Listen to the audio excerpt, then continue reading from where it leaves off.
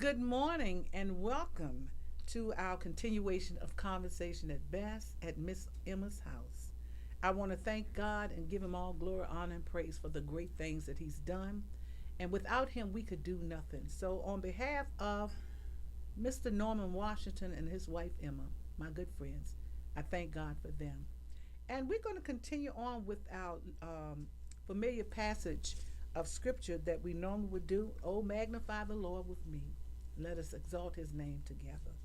We thank you for our conversation at best. Last week we had on Reverend Sharon Broadus, and it really was a good podcast, and I thank her as well for her attendance. Today I've invited a very special friend of mine, one of my church members, and my sister in Christ. Her name is, she said a lot of people don't know her by this name, but I'm going to tell you anyway, Sister Algreta Pilgrim, aka Miss G.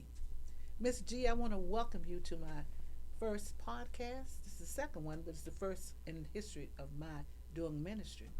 And I'm so pleased, as A. Lincoln James would say, I'm tickle pink and pleased as punch that I have my girl, Miss G, to come and help me with my podcast. And I thank you so much. Tell Facebook and all of the Instagram people and who you really are. Okay, I'm Miss G, well known in the community. I help people with referrals, marketing solutions, resource management, and supportive services. I begun this work about maybe 10, 15 years ago, working with people who had struggled to find resources, to find services, to connect them, and also dealing with people who had crisis, people who had issues finding housing, feeding their children, sending their children back to school with proper clothing, and also advocating for them when they had IEPs, and supporting them at the round table, and many other options and opportunities I've been faced with since being here in Richmond, Virginia. Good. I'm telling you, you've been an inspiration to a lot of people. And last just to touch back on what we talked about last week about in today's society, what we're dealing with. Um, One thing I can say that the black church has been a cornerstone of the African American family and community for centuries. Would you agree? In the past, In the perhaps, past, in right? the past, but Yes. today we have so many issues, Oh yeah. and the church does not seem to be equipped to handle the issues, the crises, the circumstances. Most of all, relationships, building and cultivating relationships within the community. hmm Well, according to some research I did, according to a study made by Barner Group researchers, what they said, they sought to learn more about the connection between pastoring and politics within the black community. Now, that's a subject for itself, but the black church was the cultural chaldron, or like a melting pot for Right. the black community, the black people created to combat a system designed to crush their spirits. That's what that was, that melting pot right there, or cauldron is what it's called. And the black church was also the proving ground for the nourishment and training of our class leaders. The black church fostered community bonds and established our local, regional, and then national black social networks. So again, we talked about society and how we live in it last week. And when we look at the different family structures, many people's families, they're not the same. Everybody's different in the culture. And any circumstances before answering any questions to whether African Americans are negatively affected. That's what we talked about last week. By family structure. Let's touch that. I think we are, and mostly because we don't have what we call whole families. We have broken families. We have single moms, head of household. We have single dads, head of household. And then we have a lot of teens as well as people who are unmarried, Talked who about that are last week too. head Single. of household Mm-hmm. or cultivating families or supporting families. So when it comes down to the culture, which my era came from, there was a mom and a dad, and they were somewhat on the same accord. Mm-hmm. We had issues, but the issues were confined within the household. They weren't on the outside of the household structure. Right, right. You know, and we went to church. You had to go to church. Yeah, we were made to go to church. That's right. There was no choice in that. We were also made to go to school. There was no choice in that either. No, and we had discipline. Yeah. Anybody in our neighborhood could discipline us at this time. Mm-hmm. I find it very difficult how our society is compared to the way we grew up. You know, Miss Lou or Mr. Sam next door to you, if they saw you doing something wrong, it was no harm in them correcting you. That's right. But today, you try to correct somebody's child, you got maybe a fight coming, you might get shot, the police gonna come. Those are the type of things we've forgotten in this society, how it takes a village really to raise our kids. Right. It takes a village. So, and then the neighbors are not neighbors anymore. We talked about that last week, where you could trust. Mm-hmm. You could trust your neighbors. We don't even know our neighbors. That's right. Reverend Broadus mentioned that last week. We don't know anybody. Everybody's different. And the bad part about it, everybody's got their doors closed. Right. We used to have our doors open where people could come up on the porch. And, just meet and greet. But there's something wrong here. There's something wrong. And I know because of your profession, you see and you deal with a lot of people from all cultures. Mm-hmm. So how do you account your profession and what you do to accommodate the people that you have to sacrifice with? Not sacrifice, but that you have to deal with on a constant basis. Getting back to what you just said, I have to go there. The core value. Yeah. The core values are not in the similarities. There are no parallels. Mm-hmm. And when you're working with someone or you're meeting someone or you begin the work mode of someone, you have to find out what the structure is. Right. And then get on their level of communication. Mm-hmm. Because if I'm not communicating with you, I'm talking at you. So we will never get to the exact nature of what's really going on. Mm-hmm. Then the other thing is, are you equipped to handle your crisis? That's a good question. Or deal with your crisis. Right. Maybe that's why you're still there. You don't have the resources or the or the wares of where to go and how to get those resources. Mm-hmm. And I think it's important that, here we go again, with the church being our whole entity of who we really are. If they could understand the importance of having resources, where you got a lot of people that can't go to certain places, they're not allowed to come to certain places, they're asked to, social services, but still, when residue run out, all your money's gone, economics, you got to wait till next year to get on the system. What happens when people need the help and all the services right here and right now? Well, for me, our churches have not opened their doors to us. It's true. Financially, they can't support us. And we will say, now I'm not going to go against with the church, because all of us have gone through a really metamorphic change because of this pandemic. Right. And I understand it is not over. More stuff is on the way. Yeah. But what do you do? I mean, as a church, this is an entity of all we ever known. Just like everything else, we have to rebrand ourselves.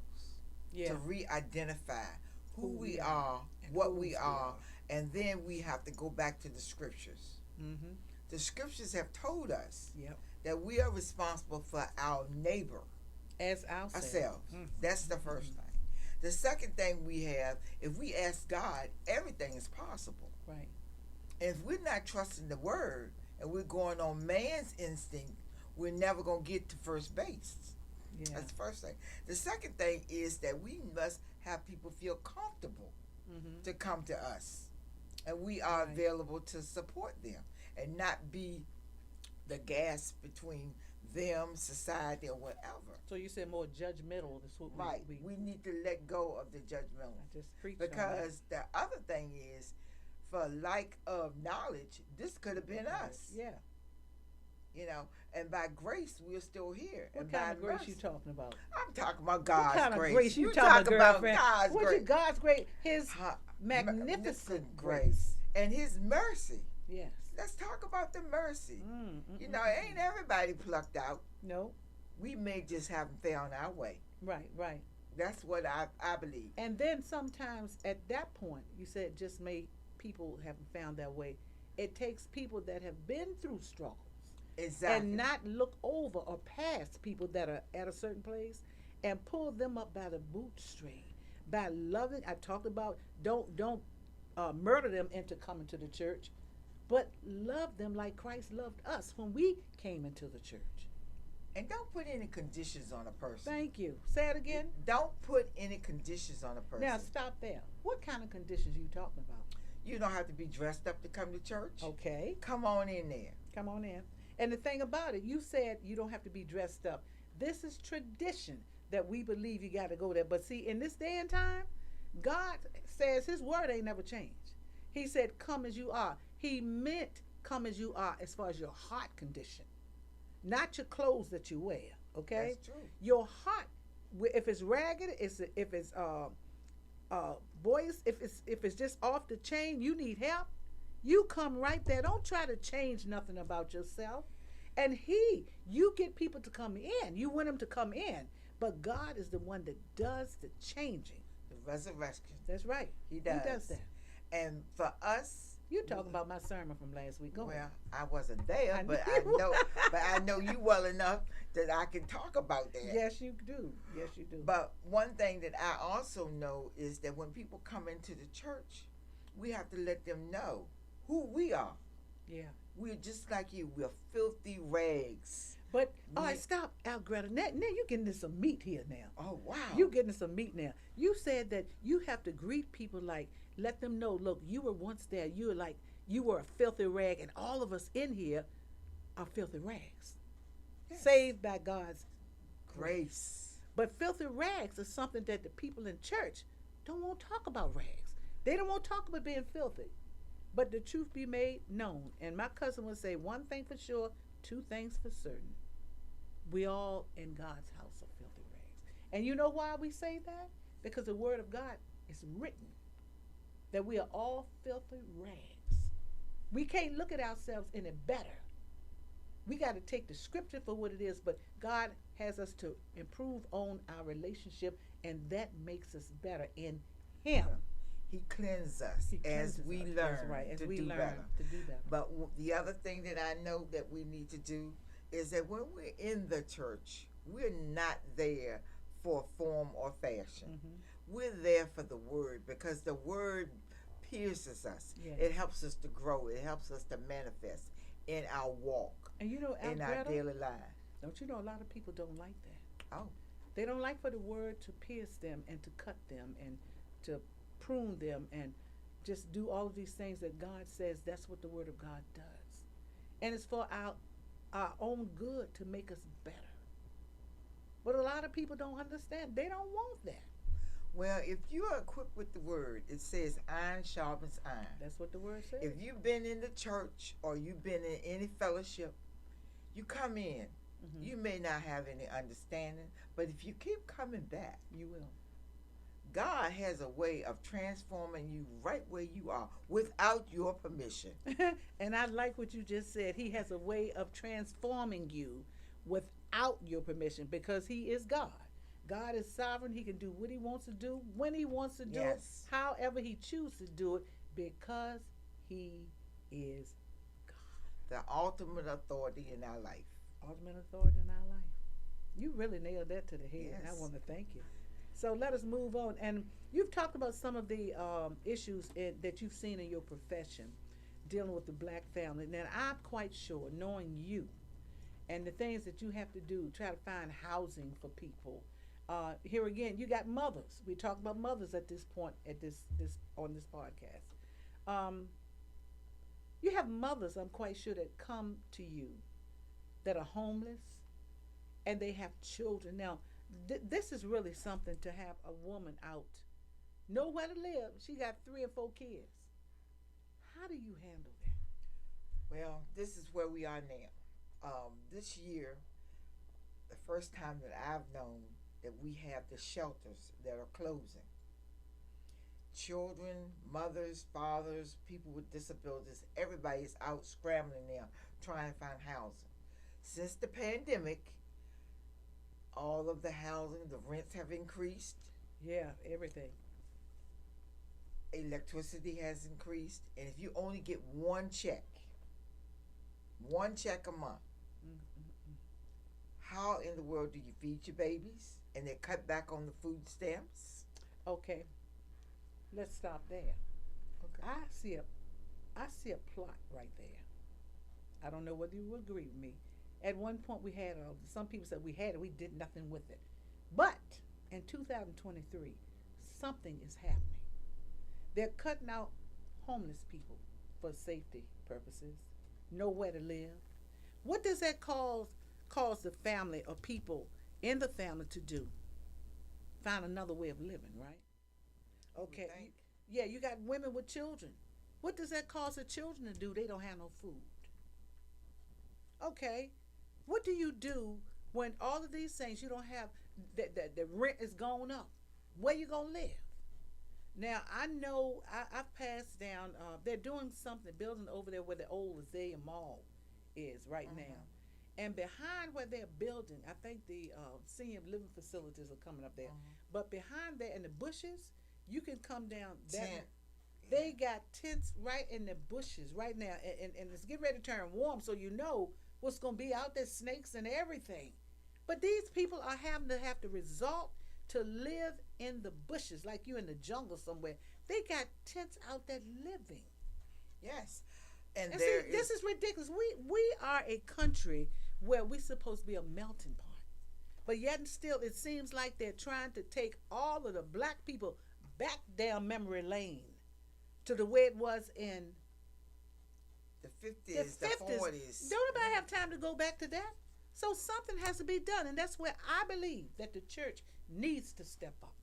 I do too. And Janet, one of the things that I Woo! do see, community church.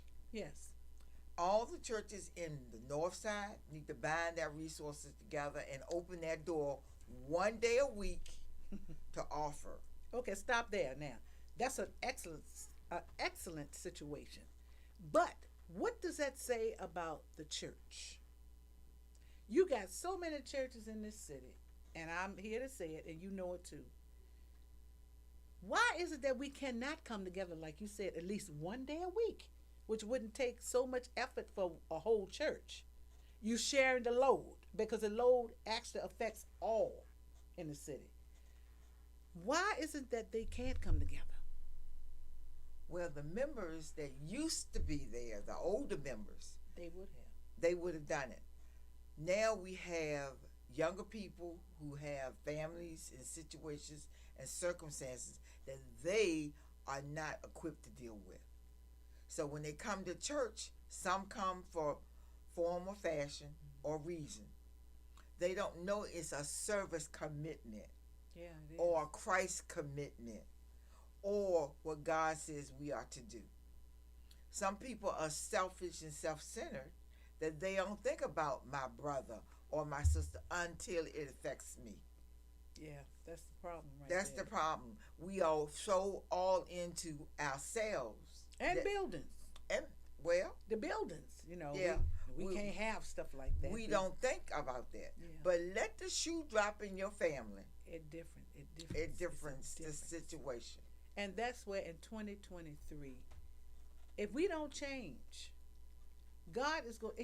I'm not going to say God is. God is doing something right now about what you seeing. You got more homeless people out here. Mhm. We don't even, they're standing on corners. They're standing in front of Wawas. And one lady was out there. She said, "Ma'am, do you have any money?" I said, "Ma'am, I just went and paid a certain amount of money for my food. But you know what? I got some money, huh? Take this. And I need it. But you need it more. So I gave her my $5 change. I did. But I needed to put in my gas tank. They ain't a whole lot, but I needed it. But I said, God, you going to make a way. I had to give it to her. She looked at me as I walked away from her. And then sometimes you have to deal with issues like people that you are trying to help, homeless. What they going to do with the money? Are they really going to get food? I think a lot of people would say, well, could you get me a sandwich? Most people that really want it like that, they will ask for food. I've had that to happen. Some will take the money and go and do what they do. I've seen them go to another car waiting, around the corner. Yeah, you know the scheme. You know what that is. But Janet, again, if I may call you Janet. You know me. Yes. That's right. We're not responsible for what the individual does. That is true. We're responsible for what God says we are to do. Be obedient. The effort. And when we do what we're supposed to do, our conscience is clear. Right. That's right. And it's the same thing, but we have to come back to the church. Right. We have a moral obligation.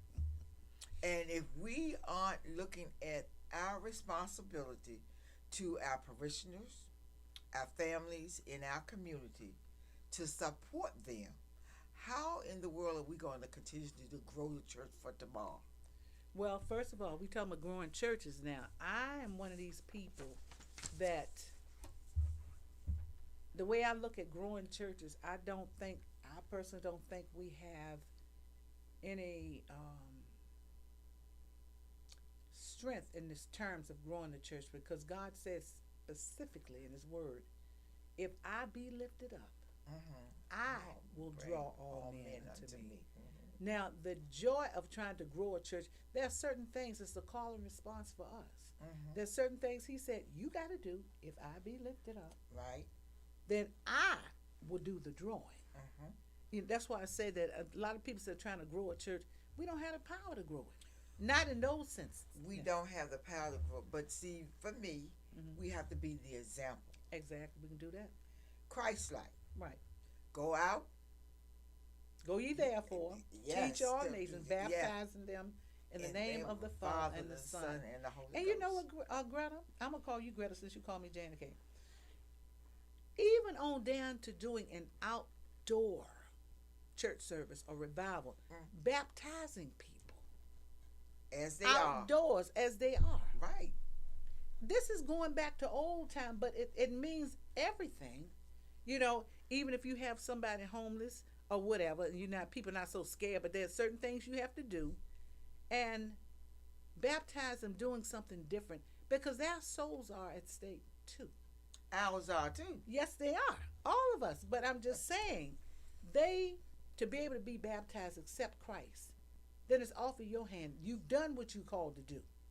What they do from there is what we need to do, is draw them or allow them to be taught, teach, observe, all those things. But you got to give them the opportunity. You have to give them the opportunity. And when you open your doors, that's the key. Just like when I'm in my car and they see Miss G coming down the street, they know Miss G's going to try to do something to help them. Because of your character and what you've been doing all along. And that's what I'm called to do. Right. And sometimes, like you, I have a bill coming, and it's between me and God what I do. That's right. And boy. I have never seen God fail me. He don't fail. He does not fail. He don't fail. And when I give my last, he gives his all.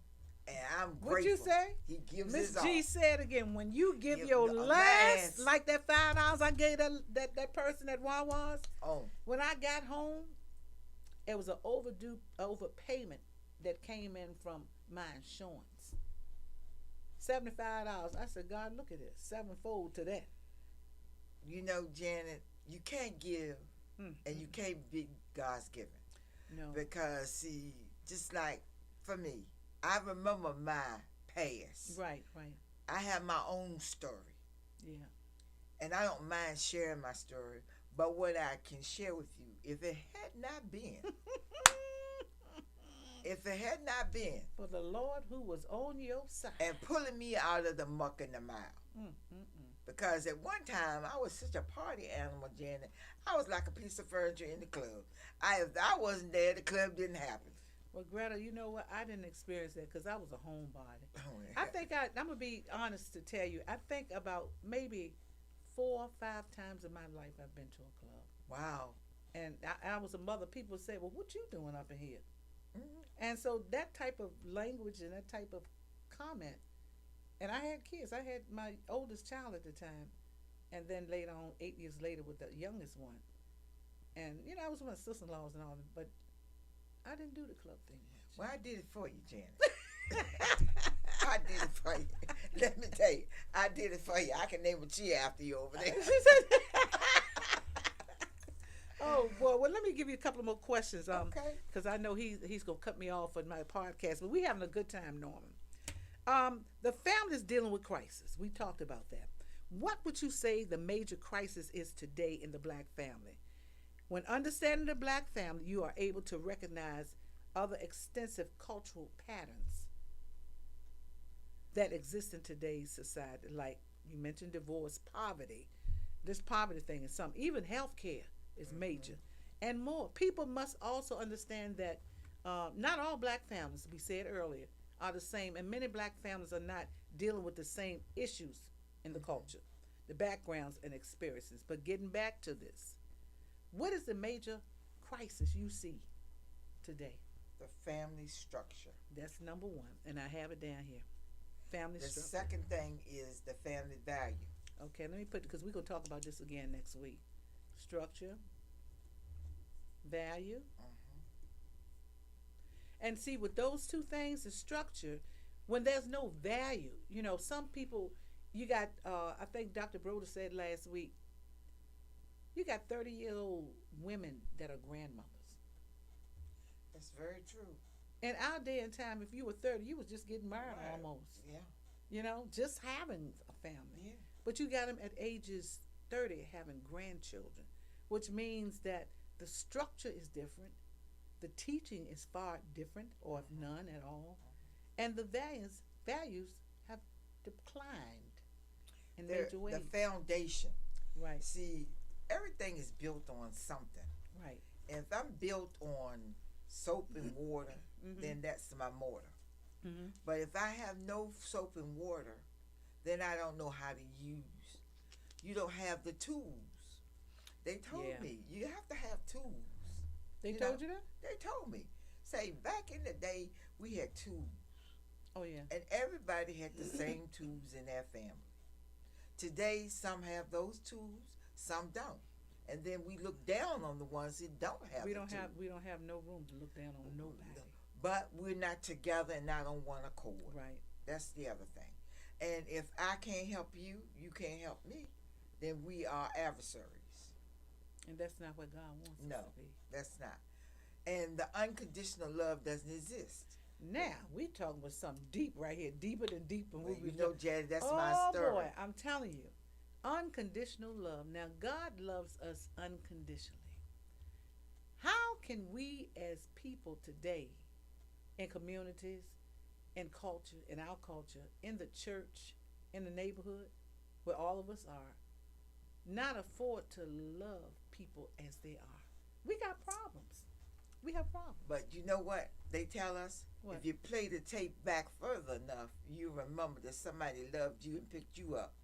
Now I like what you said on that one. See, I don't remember that one. Okay. But the way you said it, if Play you the play tape the tape back back far Play- enough, That's right. you'll recall somebody loving you. Exactly. People forget that. Yes, they do. People forget that. Play the tape back. Play the tape. Now see that? I'm gonna put that in my sermon. Okay. Play the tape back and see where you got your first tool from. Grandma, Miss Essie, somebody on the street said, "Come here, baby. Let me wipe your nose. Let me do this for you." This is what I'm talking about. It took a village to raise it, and they had no problem with the village people raising their children. Now there's an issue. Don't touch John. Don't you put your hands. You know why that is, Jan? I don't know. It's fear. Let's talk about fear. All right. Fear is the substance that people don't talk about like they used to. But everybody is subjected to fear. Fear somebody gonna find out what's going on in your household and you don't measure up. Mm-hmm. Low self-esteem. That's major. Okay, let's talk about low self-esteem. I'm not measuring up with what you're doing. I'm not educated. But that see, everybody has timelines, and the cycling is different for everybody. But people don't understand that. That's where you got to teach people. But you have to give them the opportunity to understand what you're Right. trying to relate to Right. them. Right, that's true. We're not all here for the same reason, for the same purpose. No, and we don't measure at the same level No, at we the don't. same time. Some slow, some fast. Right. But when we get it, God be the glory. When Mhm. we get it, then we can do something. Mm-hmm. But it takes one to go back, Mm-hmm. grab one, take one, teach one, take one, That's make right. one. Mm-hmm. That's what we need to do. In our communities today, if you show up, Now that was in revival last week. Okay. Dean Kenneth said, "Just show up. just show Just up. show up." Show up. Mm-hmm. Just as you are. Mm-hmm. Open yourself up to be receptive to what another one has to share. Mm-hmm. Learn to listen, listen to learn. You'll find out that we are more alike than we're different, just maybe on different levels. And that's what it's all about. Different levels, but the same. There we are, Different levels. you know. Talk about the black structure. Let's go there. Mm-hmm. How can we break the mold of insufficiencies and inadequacies, poverty? How can we do, and what can we do to break that mold for us? Because it's getting worse. It is. And I don't know how you feel, but I know how you feel. I don't like what I'm seeing I don't either. because it can affect all of us at this point in It time. is affecting all of us. That's the whole thing. I was Okay. trying to be nice about it, but It it's is affecting us. all of us. Because one thing, our children have to go to school together. Yeah. They see the different makeups from the different households. Mm. That's one. That's a decline. Whereas back in the day, we all looked the same. Yeah. Nobody had on Nikes or Chucks or whatever. We had on the pleathers that came from the same store. Child. Yeah. They laugh. That's where it was, you know. But now, some of us who can't afford to buy those shoes for our children, we set our children up. And then they feel like, the other children feel like they are intimidated. Mm-hmm. They're intimidated. They're intimidated Mhm. because they can't afford it, so it's forcing them to go out steal Right. That's what I was talking Still. about. because they want to feel a part of. Right. The other issue we have is the makeup Yeah. of the family structure. Yep. Is my mom, what is she? Is she a streetwalker or does she go to work? Mm. Or how many people coming in and out of my house? Oh, Okay, that's that's major too. Well, but if that keeps food on the table, And you know Okay. what? Okay, stop there. Stop there. You know, there's a scripture, and I can't remember what it was. It was a woman that she had a certain amount of food. She had enough to feed her son and her, and they were going to die. But this boy was dying. Right, Was dying. This right, particular situation. right? The boy was dying, and they said her husband had died. Mm-hmm. Their uncle had died. Everybody in the lady's family was dead. Mm-hmm. The only thing she had was her son, and he was about to die. But she had no resources. Right. So what was preached about that, then what do you think she was going to do? Do what she knew best to do and take care of her son before he died. And that's what a lot of mothers are forced to do. Did you say that again, please? That's Not what- that we like that, but No. it is happening because they don't know what else to do And if you're not equipped, if you're not equipped. you know, and we have those of us who have skills, Right.